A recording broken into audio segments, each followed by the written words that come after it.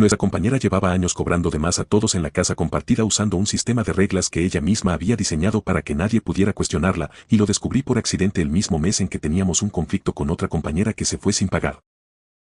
Me mudé a la casa de Ermita Street en agosto, con una maleta grande, una caja de libros y la convicción de que vivir con otras personas iba a ser más fácil de lo que todo el mundo decía. Tenía 26 años y llevaba 2 viviendo sola en un departamento que me quedaba grande en todos los sentidos, demasiado silencioso, demasiado caro, demasiado lleno de tiempo libre que yo no sabía bien cómo llenar. Cuando mi amiga Petra me dijo que había un cuarto disponible en la casa donde ella vivía con otras 3 personas, lo pensé exactamente 4 días antes de decir que sí. La casa era de esas que tienen historia visible, pisos de madera que crujían en lugares específicos, una cocina con azulejos de los años 70 que alguien había intentado modernizar con una repisa nueva que no terminaba de encajar, un jardín trasero pequeño con una mesa de plástico blanco donde los domingos por la tarde todo el mundo terminaba sentado sin haberlo planeado. El contrato era mes a mes, lo cual me pareció perfecto en ese momento porque no quería compromisos largos. Lo que no entendía hasta después era que esa misma flexibilidad era también una forma de que nadie se sintiera demasiado responsable de nada. Las personas con quienes iba a vivir eran Petra, que ya conocía, Dani, que trabajaba en diseño gráfico y tenía la habitación más grande porque llevaba más tiempo en la casa, y Sol, que estudiaba una maestría en educación y pasaba la mayor parte del tiempo en la biblioteca o en su cuarto con la puerta cerrada. Los primeros meses fueron exactamente lo que yo esperaba, cenas espontáneas, conversaciones hasta tarde, la sensación de que había elegido bien. Éramos 4 personas distintas que habían encontrado una forma de compartir un espacio sin pisarse demasiado, y eso, que suena básico, no es tan común como parece. Lo que no vi en esos primeros meses, porque no estaba mirando con ese tipo de atención, era la dinámica que ya existía antes de que yo llegara. Dani llevaba 3 años en esa casa. Había vivido con 5 compañeros distintos a lo largo de ese tiempo, había gestionado cada transición, había encontrado reemplazos cuando alguien se iba, había negociado con el dueño cada vez que algo se rompía. Cuando yo llegué, Petra me la presentó como la que sabe cómo funciona todo aquí, y yo lo tomé como un cumplido hacia Dani sin entender que era también una descripción de algo más complicado. Dani sabía cómo funcionaba todo porque Dani había construido cómo funcionaba todo. Las reglas de la casa, escritas en una hoja pegada en la puerta del refrigerador con letra pequeña y ordenada, las había redactado ella. El sistema de limpieza por turnos, las fechas de pago, el protocolo para avisar cuando ibas a tener visitas, todo venía de Dani. Y durante los primeros meses eso me pareció útil y eficiente, porque lo era. Lo que tardé en ver era que las reglas también le daban a Dani una posición específica dentro de la casa que ella no habría tenido de otra forma. No era la dueña, no era la administradora oficial, no tenía ningún título real, pero funcionaba como si lo fuera, y nadie, incluyéndome, había cuestionado eso porque era más fácil no hacerlo. El problema empezó cuando Sol anunció que se iba. Sol lo dijo un martes por la noche, en la cocina, mientras las 4 estábamos terminando de cenar. Dijo que había conseguido un lugar más cerca de la universidad, que iba a ser más barato y que le iba a ahorrar casi 1 hora de transporte al día. Lo dijo con la calma de alguien que había tomado la decisión hace tiempo y que simplemente estaba comunicándola, no pidiendo opinión ni abriendo una conversación. Luego dijo que probablemente se iría a finales de mes. El silencio que siguió duró lo suficiente para que las 3 entendiéramos lo que implicaba esa fecha. Dani fue la primera en hablar. Preguntó, con un tono que sonaba más a afirmación que a pregunta, si Sol iba a cubrir su parte del alquiler hasta que encontráramos a alguien. Sol dijo que no podía, que no tenía dinero para pagar 2 rentas al mismo tiempo, que el lugar nuevo pedía depósito y primer mes por adelantado, y que simplemente no le alcanzaba. Dani asintió despacio, de la forma en que asiente alguien que está procesando algo que no le gusta pero que todavía no ha decidido cómo responder. Petra no dijo nada. Me miró un momento y luego miró su plato. Yo pregunté cuánto tiempo teníamos para encontrar a alguien. Sol dijo que el fin de mes era en 16 días. Esa noche, después de que Sol se fue a su cuarto, Dani, Petra y yo nos quedamos en la cocina. Dani dijo que no era justo, que el acuerdo siempre había sido que quien se iba cubría su parte hasta que llegara el reemplazo, que eso era exactamente lo que decía la hoja del refrigerador, y que Sol lo sabía porque la había leído cuando llegó. Petra dijo que sí, pero que Sol realmente no tenía el dinero. Dani dijo que eso no era problema de las demás. Yo dije que técnicamente tenía razón, pero que tampoco era tan simple, que si Sol no podía pagar, la opción era que las 3 cubriéramos su parte o que el dueño recibiera un pago incompleto, y ninguna de las 2 opciones me parecía ideal. Dani me miró de una forma que no supe interpretar del todo en ese momento. Luego dijo que iba a hablar con Sol al día siguiente y que ya veríamos. Me fui a mi cuarto con la sensación de que algo había cambiado en la temperatura de la casa, aunque no podía precisar exactamente qué. Lo que no sabía todavía era que la conversación sobre el alquiler de Sol era, en realidad, la conversación más pequeña de todas las que se venían. Dani habló con Sol al día siguiente, como había dicho. No estuve en esa conversación, pero Petra sí, porque el cuarto de Petra quedaba justo al lado de la sala y las paredes de esa casa no eran exactamente gruesas. Me contó lo que escuchó esa noche, sentadas las 2 en el jardín con las voces bajas aunque no había nadie más afuera. Dani le había dicho a Sol que entendía su situación pero que las reglas eran las reglas, que ella no las había inventado arbitrariamente sino que venían de una experiencia con compañeros anteriores que se habían ido sin avisar y habían dejado a los demás cargando el peso, que si empezaban a hacer excepciones, el sistema se rompía. Sol le había respondido que el sistema lo había hecho Dani, no el dueño, no un contrato oficial, y que si el contrato era mes a mes y ella avisaba con tiempo razonable, no había ninguna obligación legal de cubrir el mes siguiente. Dani le había dicho que no era una cuestión legal sino de responsabilidad y respeto hacia las personas con quienes vivía. Sol le había dicho que entendía eso, pero que no podía dar lo que no tenía. La conversación había terminado sin resolución. Petra me contó todo esto y luego se quedó callada un momento antes de decir algo que me sorprendió, que no era la primera vez que Dani tenía este tipo de conversación con alguien que se iba, que con el compañero anterior, un chico llamado Bruno que se había mudado 6 meses antes de que yo llegara, había pasado algo parecido. Bruno se había ido de un mes al otro y Dani había estado molesta durante semanas, hablando del tema con Petra cada vez que podía, construyendo un caso de por qué Bruno había sido irresponsable e injusto. Le pregunté a Petra si Bruno había pagado su parte. Me dijo que sí, que Bruno había pagado, pero que Dani seguía molesta de todas formas, por el aviso corto, por la forma en que lo había manejado, por cosas que en retrospectiva Petra no recordaba con exactitud pero que en su momento habían parecido importantes. Me quedé pensando en eso. Hay una diferencia entre alguien que defiende un sistema porque el sistema funciona y alguien que defiende un sistema porque el sistema le da poder. Esa noche en el jardín empecé a preguntarme en cuál de esas categorías caía Dani, y la respuesta no me llegó limpia. Los días siguientes en la casa tuvieron una tensión específica, el tipo de tensión que existe cuando todos saben que hay un problema sin resolver pero nadie quiere ser el que lo nombre de frente. Sol empezó a hacer cajas. Lo hacía en su cuarto principalmente, pero a veces salía con una pila de cosas al pasillo y había algo en esa imagen, los objetos de alguien empaquetándose para irse, que hacía que la situación fuera más real de lo que había sido mientras era solo una conversación. Dani publicó el cuarto en 2 plataformas distintas y empezó a coordinar visitas. Eso también era real y concreto,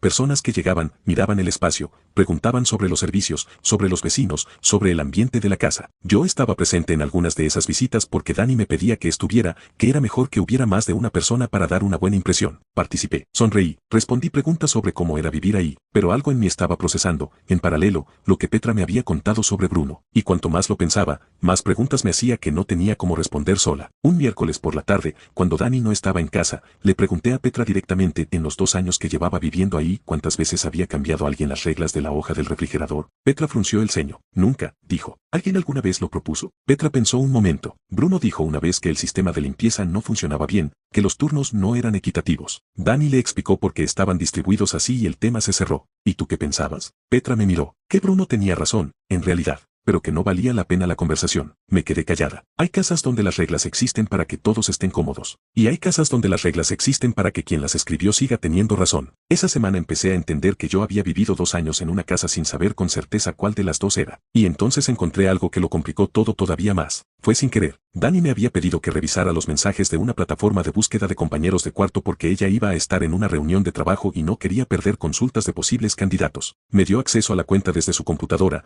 que estaba abierta en la cocina. Encontré los mensajes nuevos, respondí los que pude, y estaba por cerrar la ventana cuando vi, en el historial de conversaciones, un intercambio con un nombre que reconocí. Era Bruno. No debería haberlo abierto. Lo abrí. El intercambio era de 8 meses atrás, poco antes de que Bruno se fuera. Lo que encontré no era lo que esperaba, no era una conversación sobre el aviso corto ni sobre el alquiler. Era una conversación donde Bruno le decía a Dani que había encontrado evidencia de que ella había estado cobrando a los compañeros anteriores un monto ligeramente mayor al que le correspondía a cada uno según el contrato con el dueño, y quedándose con la diferencia. No era una cantidad enorme. Eran 20, 30 pesos por persona por mes, pero llevaba haciéndolo desde que había empezado a administrar los pagos, que era desde el principio. Bruno le decía que no iba a hacer un escándalo, que simplemente se iba a ir, pero que quería que ella lo supiera. Dani le respondía que estaba equivocado, que los números incluían gastos de administración que nadie más quería hacer, que él no entendía lo que costaba gestionar una casa compartida. Bruno decía que si eso fuera cierto, habría sido transparente desde el principio. La conversación terminaba ahí. Cerré la ventana. Me quedé sentada frente a la computadora durante un momento con las manos en el regazo. Fui a mi cuarto. Me senté en la cama. Hice los cálculos rápidos en mi cabeza. 2 años, 4 personas, 20 pesos por cabeza por mes. No era una fortuna, pero tampoco era nada. Y lo que más me ocupó la mente no fue el dinero. Fue entender que el sistema de reglas que Dani había construido, el sistema que le daba autoridad moral para reclamarle a Sol, el sistema que yo había aceptado sin cuestionarlo durante 2 años, había sido construido también para proteger algo que nadie más sabía que existía. Esa noche Dani volvió de su reunión y me preguntó si había respondido los mensajes. Le dije que sí. Me dijo gracias y se fue a su cuarto. Yo me quedé en la cocina mirando la hoja del refrigerador con sus reglas en letra pequeña y ordenada,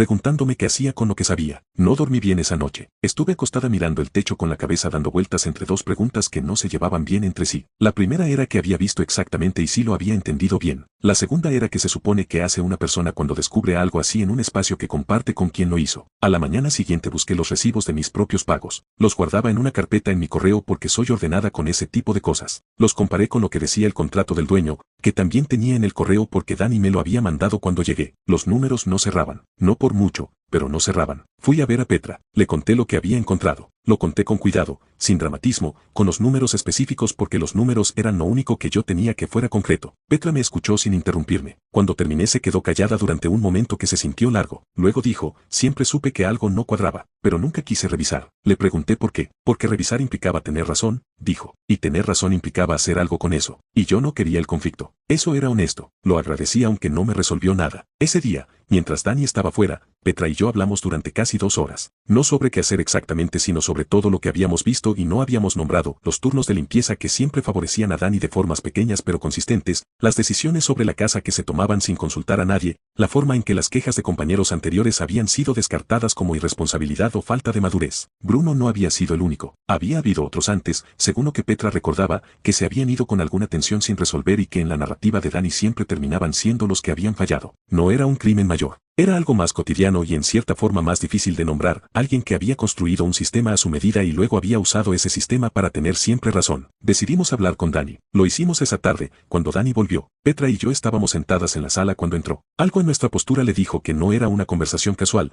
porque Dani es perceptiva y eso nunca lo había dudado. Se sentó frente a nosotras con la mochila todavía en el hombro. Le dije lo que había encontrado, no con acusación en el tono, porque no quería que se convirtiera en una pelea antes de que pudiéramos tener una conversación real. Le dije que había visto el intercambio con Bruno por accidente, que había revisado mis propios recibos, que los números no coincidían con el contrato. Dani no negó de inmediato. Eso me sorprendió. Lo que hizo fue explicar. Dijo lo mismo que le había dicho a Bruno, que gestionar una casa compartida tenía costos que nadie más veía, que ella era quien resolvía los problemas con el dueño, quien buscaba reemplazos cuando alguien se iba, quien mantenía el sistema funcionando, que eso tenía un valor y que lo había compensado de la única forma que podía. Le pregunté por qué no lo había dicho desde el principio. Silencio. Le pregunté si alguna vez nos lo había preguntado a nosotras, si estábamos de acuerdo con que ella tomara esa compensación. Más silencio. Petra dijo, con una calma que yo no habría tenido, el problema no es que hayas querido algo a cambio del trabajo que haces. El problema es que lo tomaste sin decírnoslo. Dani miró a Petra durante un momento, luego me miró a mí. ¿Y ahora qué? Preguntó. Era una pregunta real, no defensiva, no agresiva, solo real. Le dije que no lo sabía todavía, que necesitaba pensarlo. Esa noche las tres cenamos en silencio y Sol,